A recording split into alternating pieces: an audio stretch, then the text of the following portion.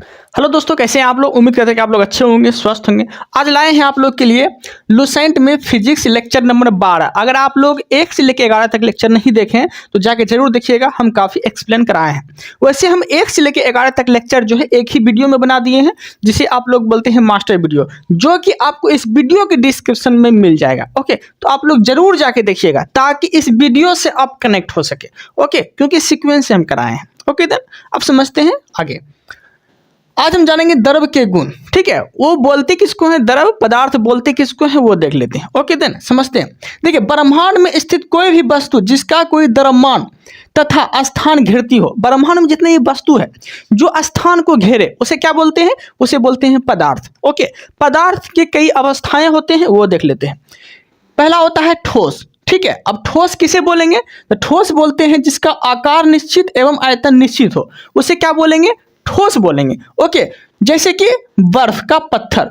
ठीक है, जैसे कि बर्फ और पत्थर, जैसे क्या हो गया, बर्फ और पत्थर, इसका आकार निश्चित होता है, आयतन भी निश्चित होता है, तो ये किस में आएंगे, तो ये ठोस के अंतर्गत आएंगे, जो पदार्थ की पहली अवस्था है। ओके, अब दूसरी अवस्था देखते हैं, द्रव। द्रव किसे बोलेंगे, जिसका आकार अनिश्चित हो लेकिन आयतन निश्चित हो, जिसका आयतन निश्चित हो और आकार अनिश्चित हो, उसे क्या बोलेंगे, द्रव बोलेंगे। अब तीसरा देखते हैं, गैस। गैस किसे बोलेंगे, जिसका दोनों अनिश्चित हो, आकार और आयतन दोनों अनिश्चित हो, उसे क्या बोलेंगे, गैस बोलेंगे। ओके, अब प्लाज्मा। ठीक है, ये पदार्थ की चौथी अवस्था है। आपसे क्वेश्चन पूछेगा एग्जाम में कि पदार्थ की चौथी अवस्था कौन सी है, तो आप क्या बोलेंगे, प्लाज्मा। ओके, पदार्थ की पांचवी अवस्था अगर पूछ लिया आपसे तो आप क्या बोलेंगे, बोस आइंस्टाइन कंडेंसेट। ये पदार्थ की पांचवी अवस्था है।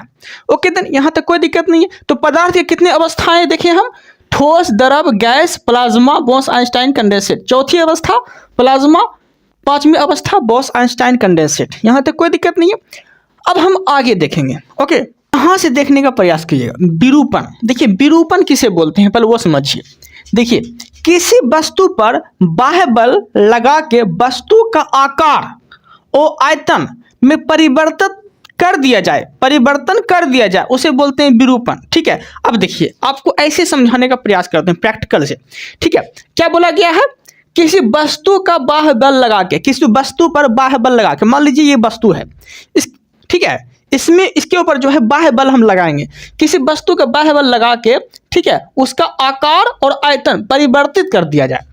बाह्य बल लगा के हम इसका आकार, जो इसका आकार है, ये हम परिवर्तित कर दिए, ऐसे मोड़ दिए, आयतन भी परिवर्तित कर दिए। ठीक है, तो ये आयतन और परिवर्तित हो गया, आयतन और आकार दोनों परिवर्तित हो गया, तो ये किसका नियम है, इसे क्या बोलेंगे, इसे बोलेंगे विरूपण। ठीक है, तो वही चीज इसमें बोला गया है, किसी वस्तु पर बाह्य बल लगा के, मतलब बाहर से कोई बल लगा के, ठीक है, वस्तु का आकार और आयतन में परिवर्तन कर दिया जाए, उसे बोलते हैं विरूपण। क्या बोलते हैं, विरूपण बोलते हैं। ओके, अब इसी से रिलेटिव है प्रत्यास्था। ठीक है, इलेक्ट्रिसिटी। ठीक है, इसी को बोलते हैं प्रत्यास्था। अब देखिए, प्रत्यास्था किसे बोलते हैं, जो कि इसी से रिलेटिव है। ओके, समझते हैं। तो इसमें क्या बोला गया था, बाह्य बल लगा के आकार और आयतन परिवर्तित कर दिया जाए तो उसे बोलते हैं विरूपण। लेकिन इसमें क्या बोला गया पता है, बल लगाने पे तथा बल हटाने पर पुनः वह अपनी अवस्था में आ जाए। मतलब कहने का अर्थ ये हो गया कि जैसे मान लीजिए रबर को हम ऐसे खींच दिए, ऐसे पकड़ के ऐसे करके खींच दिए, लेकिन पुनः वो अपनी अवस्था में आ जाए तो उसे क्या बोलते हैं, प्रत्यास्था। क्या बोलते हैं, प्रत्यास्था। सबसे ज्यादा प्रत्यास्था किसमें होती है, तो वो होती है स्टील में। किसमें होती है, तो वो होती है स्टील में। सबसे ज्यादा प्रत्यास्था किसमें होती है, स्टील में होती है। ओके, तो ये चीज आप याद रखिएगा। क्वेश्चन आपसे पूछेगा कि सबसे ज्यादा प्रत्यास्था इलेक्ट्रिसिटी जो किसमें होती है, तो स्टील में होती है। ओके, तो यहां तक कोई दिक्कत नहीं है। अब देखते हैं प्रतिबल। प्रतिबल क्या होता है वो समझते हैं। देखिए, प्रतिबल किसे बोलते हैं, प्रत्यानयन बल तथा क्षेत्रफल के अनुपात को प्रतिबल बोलते हैं। प्रत्यानयन बल तथा क्षेत्रफल के अनुपात को क्या बोलते हैं, प्रतिबल बोलते हैं। ठीक है, अब प्रतिबल बराबर क्या होता है, देखिए, प्रत्यानयन बटा क्षेत्रफल। ओके, प्रत्यानयन का मान क्या होता है, तो न्यूटन होता है। प्रत्यानयन का मान क्या होता है, तो न्यूटन होता है। क्षेत्रफल का मान क्या होता है, तो मीटर स्क्वायर होता है। ओके, अब देखिए, अब आपसे पूछ लेगा प्रतिबल का मात्रक क्या होता है, तो न्यूटन मीटर स्क्वायर होता है। क्यों होता है, क्योंकि प्रतिबल बराबर क्या होता था, प्रत्यानयन बटा क्षेत्रफल। नेन का मान होता है न्यूटन, ठीक है, और क्षेत्रफल का मान होता है मीटर स्क्वायर। तो टोटल फाइनल आंसर क्या लिख लेगा प्रतिबल का, न्यूटन प्रति मीटर स्क्वायर, न्यूटन प्रति मीटर स्क्वायर। ओके, यहाँ तक कोई दिक्कत नहीं है। उम्मीद है कि आप लोग को अच्छे से समझ में आ गया होगा। ओके, अब देखते हैं आगे।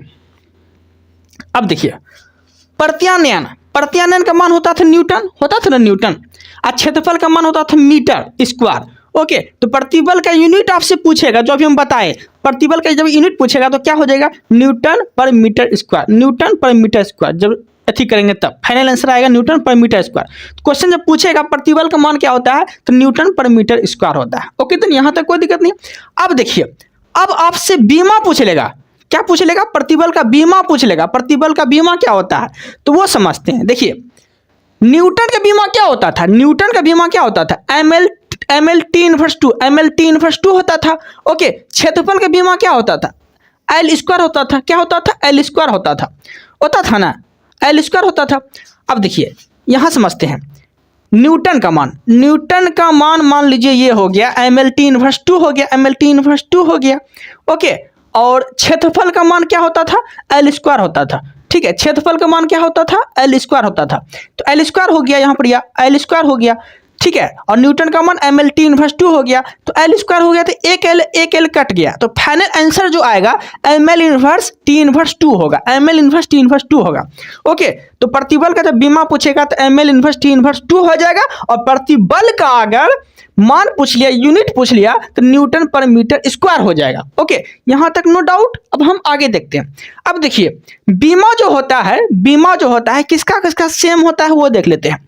एक प्रतिबल का M L T inverse T, एक होता है प्रतिबल का, प्रतिबल का बीमा क्या होता है, M L inverse T inverse two होता है। दाब का भी बीमा यही होता है, प्रत्यास्था गुणांक का बीमा भी M L inverse T inverse two होता है। तो तीनों का बीमा सेम होता है, प्रतिबल, दाब, प्रत्यास्था गुणांक, तीनों का बीमा जो है M L inverse T inverse two ही होता है। ओके, ये तीनों का बीमा एक ही होता है, तो आप याद रखिएगा। ओके, आपसे क्वेश्चन पूछेगा विकृति, विकृति का कोई यूनिट होता है क्या, विकृति, क्वेश्चन गिरेगा इसमें, चार को ऑप्शन दे देगा, बोलेगा कि इनमें से किसका यूनिट नहीं होता है, तो क्या बोलेंगे, विकृति का कोई यूनिट नहीं होता है। ओके, जो आगे क्वेश्चन वही है। विकृति, विकृति बराबर क्या होता है, लंबाई में वृद्धि बटा प्रारंभिक लंबाई में वृद्धि। विकृति बराबर क्या होता है, लंबाई में वृद्धि बटा प्रारंभिक लंबाई में वृद्धि। अब इसे समझने का प्रयास करिएगा। जैसे कि 10 मीटर का कोई तार है, ठीक है, 10 मीटर कोई तार है, उसको खींच के हम 12 मीटर बना दिए, खींच के 12 मीटर बना दिए, तो वही हो गया विकृति। ठीक है, कोई 10 मीटर का तार है, कोई 10 मीटर का तार है, खींच के हम जो है 12 मीटर बना दिए, तो वही बोला गया है विकृति बराबर लंबाई में वृद्धि, लंबाई में वृद्धि किए प्लस प्रारंभिक लंबाई में वृद्धि। पहले 10 मीटर का था, खींच के 12 मीटर बना दिए, तो 10 से 12 हो गया, तो प्रारंभिक लंबाई में वृद्धि हो गया। तो यही बात बोला गया है कि विकृति बराबर लंबाई में वृद्धि बटा प्रारंभिक लंबाई में वृद्धि। इसे क्या बोलते हैं, इसे बोलते हैं विकृति। ओके, यहाँ तक कोई दिक्कत नहीं। तो यही एग्जांपल समझाए हैं हम। 10 मीटर का तार है, खींच के जो है 2 मीटर और बढ़ा दिए, तो टोटल कितना हो गया, 12 मीटर हो गया, प्रारंभिक लंबाई में वृद्धि हो गया 2 मीटर का, तो उसे बोलते हैं विकृति। ओके, यहाँ तक कोई दिक्कत नहीं। उम्मीद है कि आप लोग को समझ में आ गया होगा। ओके, विकृति का कोई यूनिट नहीं होता है। ओके, याद रखिएगा, विकृति का जो है कोई यूनिट नहीं होता है, यहाँ तक कोई दिक्कत नहीं है। अब हम देखने वाले हैं दाब। अब क्या देखेंगे, दाब के बारे में देखेंगे। ठीक है, उससे पहले जो है ये हुक का नियम देख लेते हैं। ओके, हुक का नियम देख लेते हैं। अब देखिए हुक का नियम क्या बोलता है, जब किसी वस्तु पर लगाया गया प्रतिबल, जब किसी वस्तु पर लगाया गया प्रतिबल विकृति के अनुक्रमानुपाती हो तो उसे हुक का नियम कहते हैं। क्या बोलते हैं, जब किसी वस्तु पर लगाया गया प्रतिबल विकृति के अनुक्रमानुपाती हो उसे बोलते हैं हुक का नियम। ओके, तो यहाँ तक कोई दिक्कत नहीं है। अब देखिए हुक का नियम बराबर क्या होता है, हुक का नियम बराबर क्या होता है, हुक का नियम बराबर जो होता है ये क्या होता है, तो प्रतिबल प्रोपोर्शनल टू विकृति, प्रतिबल प्रोपोर्शनल टू विकृति होता है। ओके, तो प्रोपोर्शनल जब हटाएंगे तो प्रतिबल बराबर ई हो जाएगा, और ई का मान क्या होता है पता है, ई का मान होता है प्रत्यास्थ गुणांक। ई का मान क्या होता है, प्रत्यास्थ गुणांक होता है। ओके, तो प्रत्यास्थ गुणांक होता है, जिसे इंग्लिश में क्या बोलते हैं, मॉड्यूल्स ऑफ इलेक्ट्रिसिटी। क्या बोलते हैं, मॉड्यूल्स ऑफ इलेक्ट्रिसिटी बोलते हैं। ओके, अब समझते हैं ध्यान से। तो प्रत्यास्थ गुणांक बराबर क्या होगा, प्रतिबल बटे विकृति, प्रतिबल बटे विकृति, क्योंकि ई को ही प्रत्यास्थ गुणांक बोलता था। प्रत्यास्थ गुणांक हो गया ई बराबर, तो ई को ही प्रत्यास्थ गुणांक बोला जाता था ना, तो प्रत्यास्थ गुणांक बोलिए कि ई बराबर बोलिए, तो ई बराबर प्रतिबल बटा विकृति हो गया, प्रतिबल बटा विकृति हो गया। तो प्रतिबल का मात्रक क्या होता था, यहाँ भी हम देखे तो प्रतिबल का मात्रक न्यूटन पर मीटर स्क्वायर, तो यहाँ भी हो गया न्यूटन प्रति मीटर स्क्वायर प्रतिबल का मान। अब विकृति का मान क्या होता है, विकृति का मान कोई यूनिट नहीं होता है, कोई मान नहीं होता है, ओके, नो यूनिट होता है इसमें, विकृति का मान नो यूनिट होता है क्योंकि हम यहाँ पे समझा दिए हैं कि विकृति का मान जो है कोई यूनिट नहीं होता है इसका, ओके, यहाँ तक कोई दिक्कत नहीं है। अब समझते हैं ध्यान से, प्रत्यास्थ गुणांक का यूनिट क्या होता है, न्यूटन पर मीटर स्क्वायर होता था ना। लेकिन आपसे क्वेश्चन पूछ लेगा कि इसका बीमा क्या होता है, ओके, तो न्यूटन पर मीटर स्क्वायर होता था ना, तो न्यूटन का बीमा क्या होता था, MLT इनवर्स 2 होता था न्यूटन का बीमा। अब मीटर स्क्वायर का बीमा क्या होता था, L स्क्वायर होता था, तो L स्क्वायर होता था, एक L कट गया, तो आंसर फाइनल आंसर क्या आएगा, ML इनवर्स T इनवर्स 2 होगा, ओके। तो ये चीज आपको याद रखना है, ओके। देन यहाँ तक कोई दिक्कत नहीं है। तो आपसे अगर क्वेश्चन पूछे किसका मान सेम होता है, तो आप क्या बोलेंगे, प्रतिबल का मान सेम होता है, दाब का मान सेम होता है, प्रत्यास्थ गुणांक का मान सेम होता है, क्या होता है, ML इनवर्स T इनवर्स 2 होता है, ओके। देन यहाँ तक कोई दिक्कत नहीं है, उम्मीद है कि आप लोग को समझ में आ गया होगा, ओके। तो याद रखिएगा। अब देखिए, अब हम देखने वाले हैं दाब के बारे में। दाब क्या होता है वो समझते हैं। किसी इकाई सतह के क्षेत्रफल पर लगाया गया दाब क्या कहलाता है, दाब कहलाता है, ओके। किसी इकाई क्षेत्रफल पर लगाया गया दाब क्या कहलाता है, दाब कहलाता है, ओके। यहाँ तक कोई दिक्कत नहीं। अब देखिए, दाब बराबर क्या होता है, बल बटा क्षेत्रफल, दाब बराबर बल बटा क्षेत्रफल होता है, ओके। यहाँ तक कोई दिक्कत नहीं है, दाब बराबर बल बटा क्षेत्रफल होता है। अब समझिए, बल का मान क्या होता है, न्यूटन होता है, बल का मान न्यूटन होता है, क्षेत्रफल का मान क्या होता है, मीटर स्क्वायर होता है, ठीक है। तो आपसे दाब का क्या पूछ लेगा, यूनिट पूछ लेगा, नहीं हो जाएगा न्यूटन पर मीटर स्क्वायर, क्योंकि पहले बता दिए हम प्रतिबल, दाब, प्रत्यास्थ गुणांक सबका मान जो है न्यूटन पर मीटर स्क्वायर ही होता है, ओके। यहाँ तक कोई दिक्कत नहीं है। अब देखिए, बीमा पूछ लिया, तो बीमा भी तो सेम होगा, ML इनवर्स T इनवर्स 2 होगा, ओके। यहाँ तक कोई दिक्कत नहीं है। क्यों ML इनवर्स T इनवर्स 2 होगा, तो हम पहले ही बता दिए कि सबका मान जो है सेम होता है, प्रतिबल, दाब, प्रत्यास्थ गुणांक सबका मान जो है ML इनवर्स T इनवर्स 2 होता है, ओके, फंसिएगा नहीं। अब हम क्या जानने वाले हैं, तो अब हम जानने वाले हैं वायुमंडलीय दाब जानेंगे, ठीक है। अब समझते हैं, तो दाब हम देख लिए, तो दाब का 2 यूनिट पूछेगा आपसे। एक पूछेगा दाब का ऐसा ही मात्रक क्या होता है, तो पास्कल होता है। क्या होता है, दाब का ऐसा ही मात्रक पास्कल होता है। लेकिन न्यूटन में पूछ लिया तो क्या बोलेंगे, न्यूटन पर मीटर स्क्वायर होता है, दाब का बीमा अगर पूछ लिया तो ML इनवर्स T इनवर्स 2 होता है, दाब देखिए, दाब, प्रतिबल, प्रत्यास्थ गुणांक सबका मान ML इनवर्स T इनवर्स 2 ही होता है, फंसिएगा नहीं।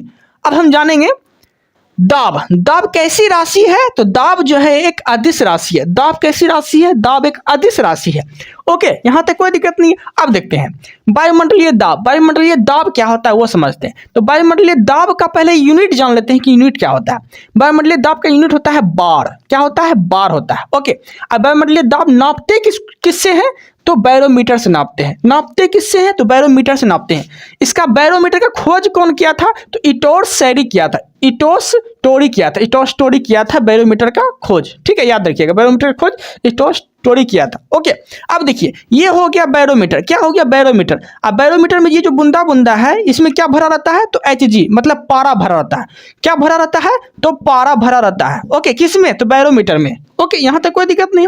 अब समझते हैं ध्यान से, बैरोमीटर का जो मान होता है, मतलब वो जो नापा जाता है, वो कहाँ से नापा जाता है, तो मापा जो जाता है यह समुद्र तल की ऊंचाई से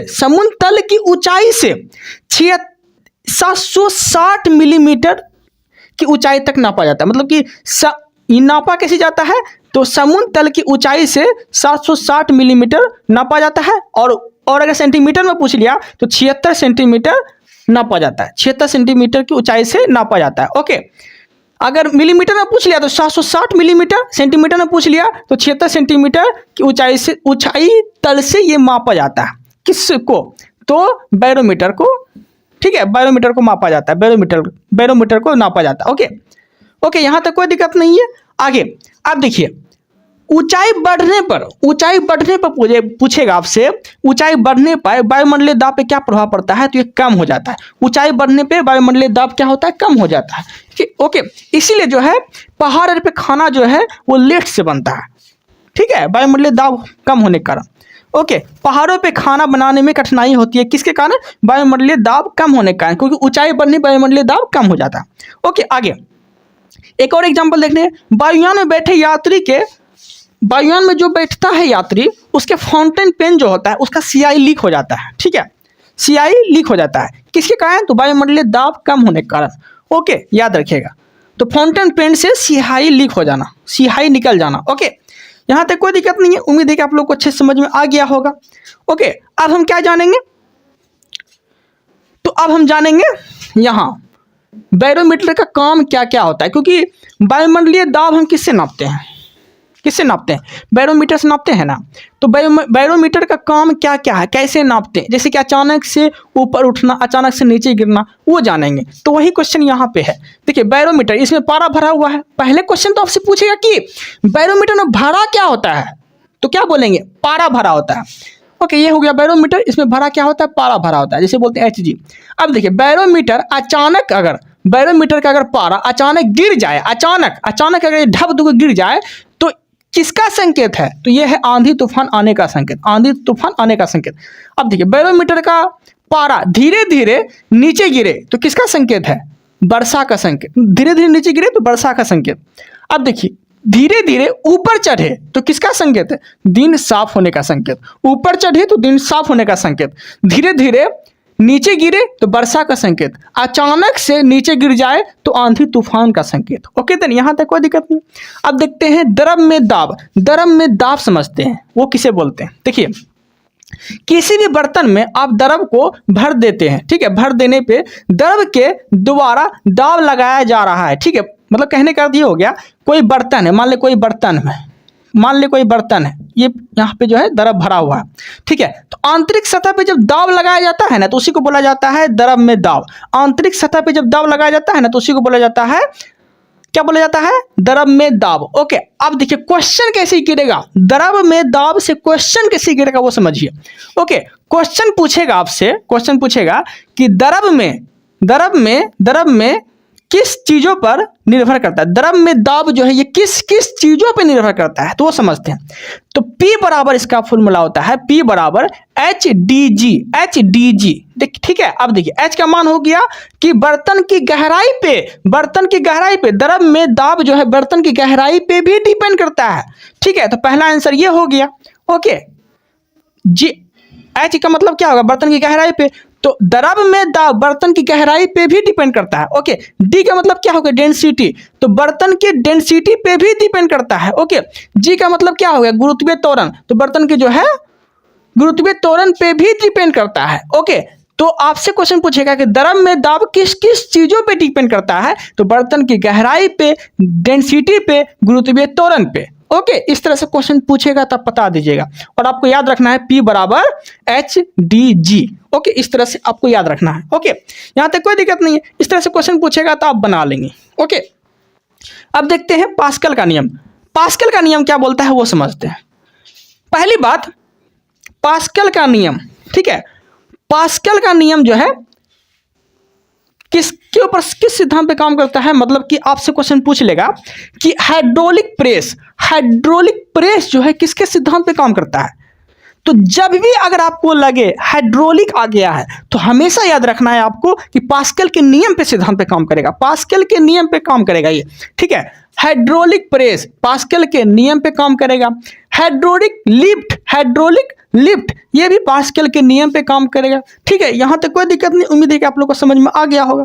अब देखते हैं उत्प्लावन किसे बोलते हैं, अब समझिए उत्प्लावन किसे बोलेंगे। मान लीजिए ये द्रव भरा हुआ है, ओके, द्रव भरा हुआ है और यहाँ पे द्रव में जो है ऊपर में कोई वस्तु तैर रहा है, ऊपर में कोई वस्तु ऐसे करके कोई वस्तु तैर रहा है और नीचे से बल कार्य कर रहा है ऊपर की ओर, नीचे से धकेल रहा है ऊपर की ओर, तो इसी को बोला जाता है उत्प्लावन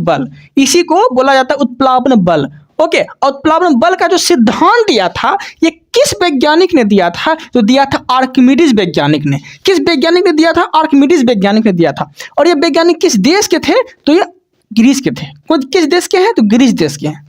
ओके, यहां तक कोई दिक्कत नहीं। तो उत्प्लावन बल भी समझ में आ गया होगा। उत्प्लावन कैसे बोलते हैं? जब कोई नीचे का बल कार्य कर रहा हो ऊपर की ओर, ठीक है, तो उसे क्या बोलते हैं? उत्प्लावन बल का सिद्धांत बोलते हैं। और ये दिया किसने था? तो आर्किमिडीज ने दिया था। ये कहाँ के हैं? तो ग्रीस के हैं। ओके, याद रखिएगा। अब जानेंगे हैं अपेक्षित घनत्व।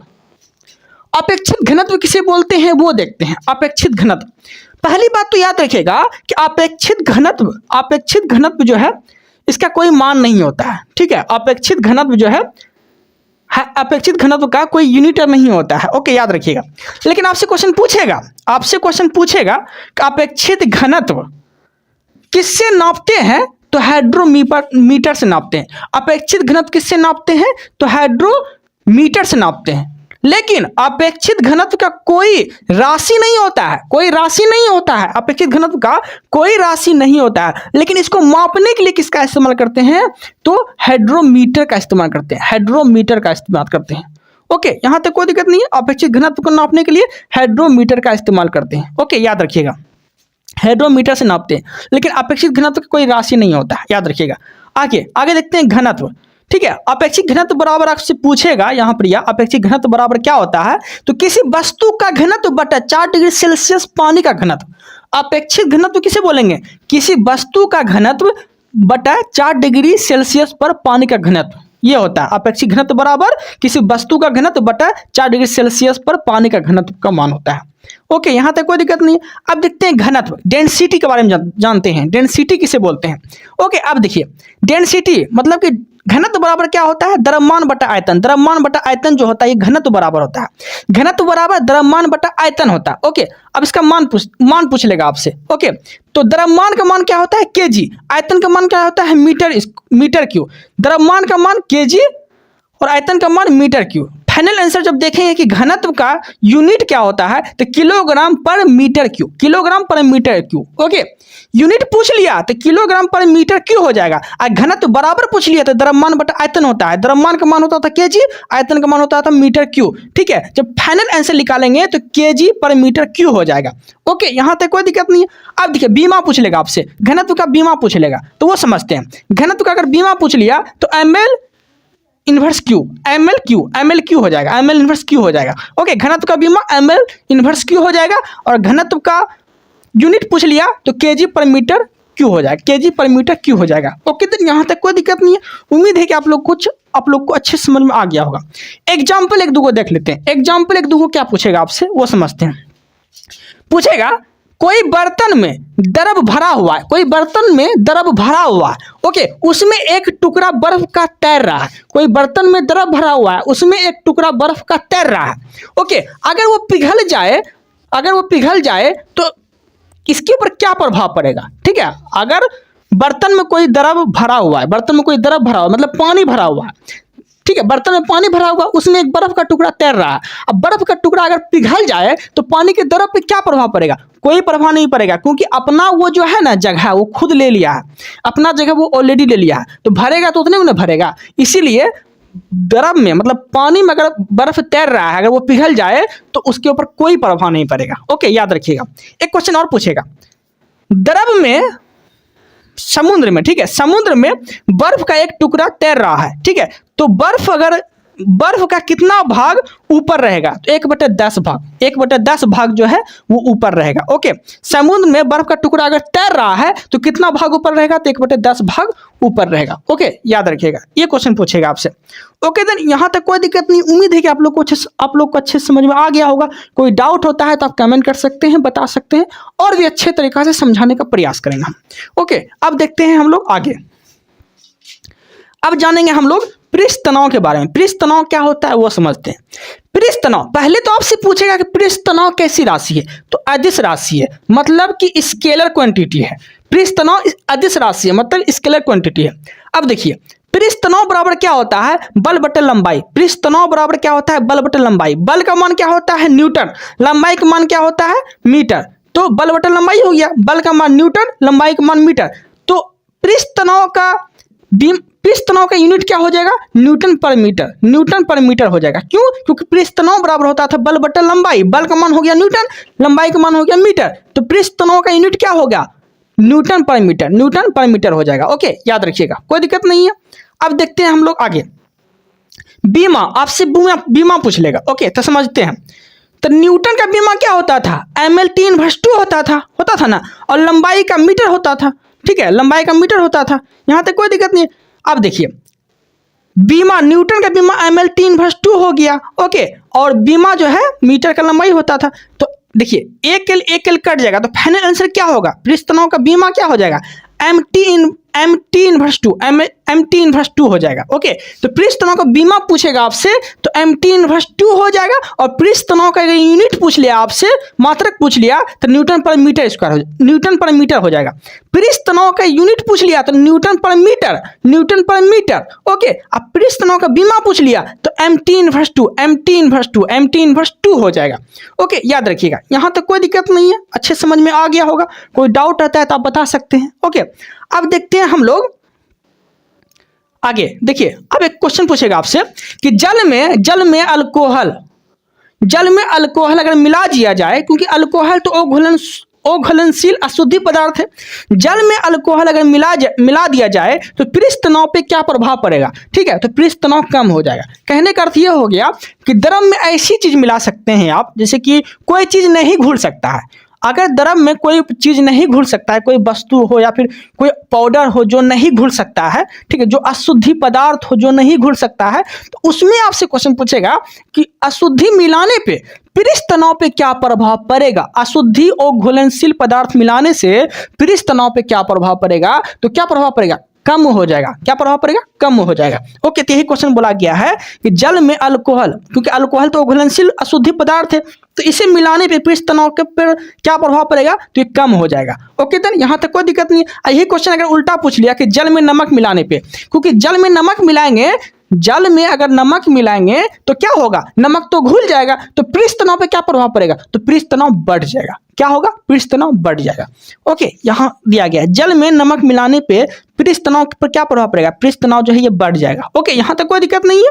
उम्मीद है कि आप लोग को समझ में आ गया होगा। पृष्ठ तनाव भी, पृष्ठ तनाव का बीमा बोलेगा तो MT/2, पृष्ठ तनाव बराबर क्या होता है, तो बल बटा लंबाई। ओके, पृष्ठ तनाव का यूनिट पूछ लिया तो न्यूटन पर मीटर, न्यूटन पर मीटर। ओके, जो चीज आपको हम दे रहे हैं ना यहाँ पे, या पूरा यूट्यूब पे ढूंढ लीजिएगा, इस तरह से लुसेंट आपको लिख के कोई नहीं समझाएगा जैसे हम समझा रहे हैं आप लोग को। ओके, आगे देखते हैं। अब देखते हैं सहसंजक बल और असंजक बल, दोनों समझते हैं। सहसंजक बल किसे बोलते हैं पता है, एक ही पदार्थ के अणुओं पर लगने वाला बल, एक ही पदार्थ के अणुओं पर लगने वाला बल जो है सहसंजक बल कहलाता है। जैसे कि क्या हो जाएगा, जैसे कि जल, ठीक है, जल के कण जो है एक दूसरे में बल लगाते हैं। जल के कण जो है, द्रव जो होता है, जल के कण एक दूसरे में क्या लगाते हैं, जल के कण जो है एक दूसरे में क्या लगाते हैं, बल लगाते हैं, एक ही बल लगाते हैं। ठीक है, तो एक ही पदार्थ के अणुओं पे लगने वाला बल जो है सहसंजक बल कहलाता है। एक ही पदार्थ के अणुओं पे लगने वाला बल जो है सहसंजक बल कहलाता है। एग्जाम्पल में जल लिखे, क्योंकि जल के कण जो है एक दूसरे में बल लगा रहे हैं। ठीक है, जल के कण जो है एक दूसरे में बल लगा रहे हैं। ओके, तो यहाँ तक कोई दिक्कत नहीं। अब देखते हैं असंजक बल। ओके, असंजक बल किसे बोलेंगे, जिसे बोलते हैं इंग्लिश में एडहेसिव फोर्स। असंजक बल को इंग्लिश में बोलते हैं एडहेसिव फोर्स, और सहसंजक बल को इंग्लिश में बोलते हैं कोहेसिव फोर्स। ओके, यहाँ तक कोई दिक्कत नहीं है। असंजक बल किसे बोलेंगे, भिन्न भिन्न पदार्थ के मध्य लगने वाला बल को क्या बोलते हैं, असंजक बल बोलते हैं। जैसे कि कांच में पानी का चिपकना नियम है, तो असंजक बल का मान है। ओके, यहाँ तक कोई दिक्कत नहीं है। अब समझते हैं आगे। देखिए, अब थोड़ा पृष्ठ तनाव के बारे में जानते हैं। पृष्ठ तनाव जो पढ़े थे हम, उसके बारे में थोड़ा सा जानने का प्रयास करते हैं। अब देखिए, आपसे क्वेश्चन पूछेगा कि वर्षा का बूंद जो है ये गोल क्यों हो जाता है, किसके कारण होता है, तो पृष्ठ तनाव के कारण होता है। पृष्ठ तनाव कम होने के कारण जो है वर्षा का बूंद गोल हो जाता है। एक क्वेश्चन और पूछेगा, पतली सुई पानी में तैरते हैं क्यों, क्योंकि पृष्ठ तनाव कम हो जाता है, पृष्ठ तनाव कम होने के कारण। ओके, आगे बर्फ, मतलब आगे क्या है, गर्म सूप स्वादिष्ट क्यों लगता है ठंडे सूप की तुलना में, क्यों लगता है, क्योंकि पृष्ठ तनाव कम होने के कारण। किसी कारण, पृष्ठ तनाव कम होने के कारण। ओके, आगे क्वेश्चन और पूछेगा कि पानी में मच्छरों के लार्वा पानी में अगर मच्छरों के लार्वा अगर तैर रहे हैं, ठीक है, उसमें मिट्टी का अगर तेल दे दिया जाए, केरोसिन तेल अगर डाल दिया जाए, छीट दिया जाए, तो फिर क्या होगा? तो फिर क्या होगा? पृष्ठ तनाव कम हो जाएगा और मच्छरों का लार्वा जो है नीचे बैठ जाएगा। मच्छरों का लार्वा जो है वो नीचे बैठ जाएगा। ओके, यहाँ तक कोई दिक्कत नहीं। उम्मीद है कि आप लोग को समझ में आ गया होगा। तो आपसे क्वेश्चन पूछेगा कि ताप बढ़ाएंगे तो पृष्ठ तनाव पे क्या प्रभाव पड़ेगा? तो पृष्ठ तनाव कम हो जाएगा, पृष्ठ तनाव कम हो जाएगा। ओके, इस वीडियो में इतना ही रखते हैं। Thank you, thanks for watching.